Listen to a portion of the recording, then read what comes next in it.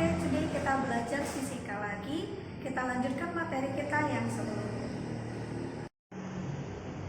Oke, untuk hari ini kita akan belajar mengenai gerak lurus. Tapi untuk hari ini khususnya kita hanya akan membahas mengenai konsep dasar dari gerak lurus itu sendiri.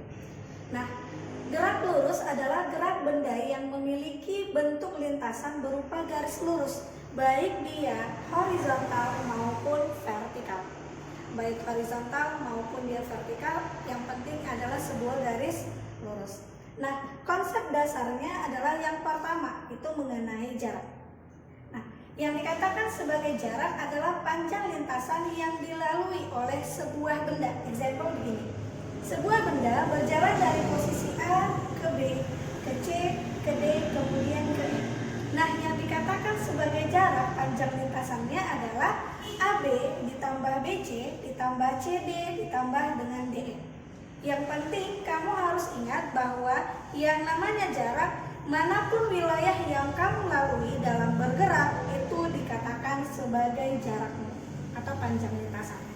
Atau contoh yang lain misal begini. Seorang atau si A itu bergerak dari posisi A ke B yang panjangnya 30 meter. Nah, kemudian dia mengatakan seperti ini. Si A itu bolak-balik sebanyak 10 kali di lintasan yang sama, yang 30 meter yang tadi. Nah, maka jaraknya akan seperti ini. AB dikali 10 kali, berapa banyak dia bolak-balik. Walau dia melewati tempat yang sama, asalkan dia tetap melewati, itu dihitung sebagai panjang lintasannya. Jadi jaraknya AB dikali 10, 30 dikali 10 yaitu 300 meter. Nah, yang kedua itu mengenai perpindahan. Nah, perpindahan itu adalah perubahan posisi benda, yaitu delta X sama dengan X akhir atau posisi akhir dikurang dengan posisi awalnya. Nah, jadi kalau di jarak tadi itu kita bahas mengenai prosesnya, proses kita sampai ke tujuan. Sedangkan kalau di perpindahan kita hanya fokus di mana awalnya dan di mana akhirnya. Example begini, seseorang berjalan dari A ke B, kemudian dari B dia berjalan lagi ke C. Nah, yang dikatakan delta X-nya adalah posisi awalnya di A dan posisi akhirnya di C. Jadi yang posisi perpindahannya adalah A ke C. Atau delta X sama dengan BC dikurang AB. BC dikurang AB atau AB kurang BC sama. Oke? Baik, kita lanjutkan. Yang konsep ketiga, yaitu kelajuan. Yang dikatakan sebagai kelajuan adalah jarak yang ditempuh benda tiap waktunya. Kamu harus menggarisbawahi bahwa di sini yang dipakai adalah jarak. Nah, kemudian kelajuan itu merupakan besaran skalar. Apa itu besaran skalar? Besaran skalar adalah besaran yang hanya memiliki nilai. Nah, persamaannya adalah kelajuan V sama dengan S per T, di mana V adalah kelajuan dengan satuan meter per sekon, S adalah jarak dengan satuan meter, T adalah waktu dengan satuan sekon. Oke, yang keempat ada kecepatan. Nah, kecepatan itu didefinisikan sebagai perpindahan benda tiap waktunya.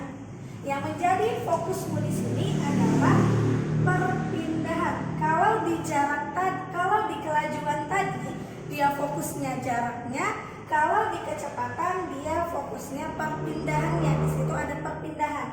Nah, kemudian kecepatan itu merupakan besaran vektor, di mana besaran vektor itu adalah besaran yang memiliki nilai dan arah. Ada arahnya, makanya yang dipakai di kecepatan adalah perpindahan, bukan jarak. Nah, rumus dari kecepatan adalah V vektor. Ada tanda vektor di atas sama dengan delta X per T, di mana V kecepatan meter per sekon, delta X perpindahan dalam satuan meter, T adalah waktu dalam satuan sekon. Nah, perlu diingat bahwa kalau kelajuan dan kecepatan memiliki simbol yang sama, yaitu V.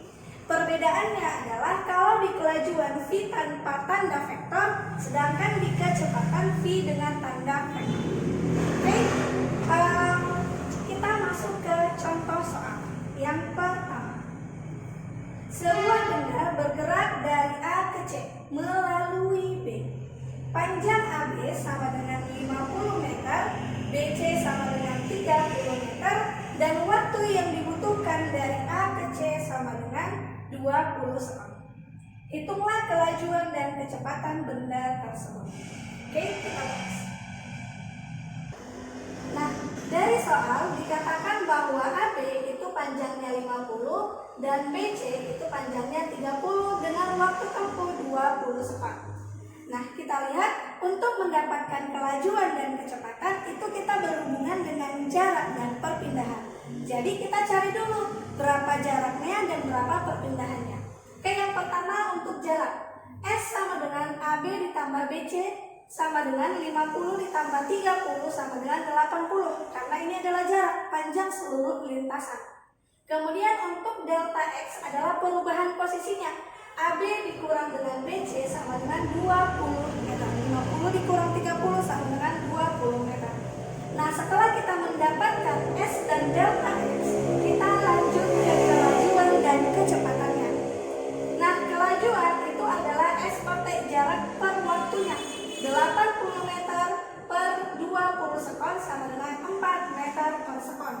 Nah, untuk kecepatannya delta X per T sama dengan 20 meter per 20 sekon sama dengan 1 meter per sekon. Nah, jadi untuk contoh soal yang pertama didapatkan bahwa kelajuan benda itu 4 meter per sekon dan kecepatan benda 1 meter per sekon. Oke, kita lanjut ke variasi soal yang berikutnya, contoh soal yang kedua. Gambar berikut merupakan perjalanan dari A ke C melalui B. Nah, bisa dilihat bahwa bentuknya membentuk segitiga siku-siku. Perlu ditekankan bahwa apabila lintasan yang dibuat atau lintasan yang terbentuk oleh perpindahan atau pergerakan benda berbentuk segitiga siku-siku, maka akan berlaku yang namanya hukum Pythagoras. Nah, kemudian jika AB ditempuh dalam waktu 1,5 jam dan BC dalam waktu 0,5 jam, hitunglah kelajuan dan kecepatan benda.